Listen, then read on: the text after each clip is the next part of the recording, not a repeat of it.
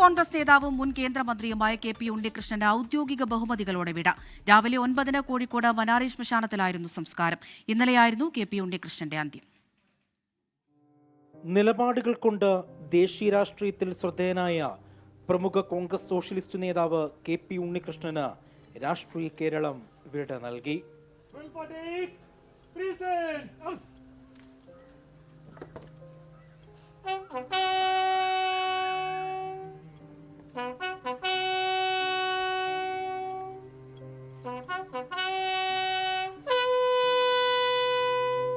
KP ഉണ്ണികൃഷ്ണന് അന്ത്യാദരമർപ്പിക്കാൻ നൂറുകണക്കിന് പേരാണ് പന്നിയങ്കരയിലെ പത്മാലയത്തിൽ എത്തിയത്.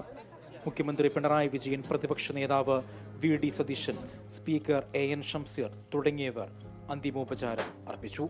കോഴിക്കോട് മനാരി ശ്മശാനത്തിലായിരുന്നു സംസ്കാര ചടങ്ങ്.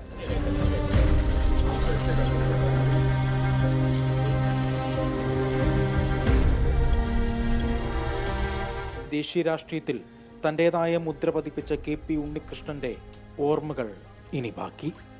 ലോകത്തെവിടെയായാലും ഏത് സമയത്തും 24 വാർത്തകളും ഓഗ്മെന്റഡ് റിയാലിറ്റി പാക്കേജുകളും എക്സ്പ്ലെയിനറുകളും വിശദമായി കാണാൻ ഞങ്ങളുടെ YouTube ചാനൽ നിങ്ങൾക്ക് സബ്സ്ക്രൈബ് ചെയ്യാം.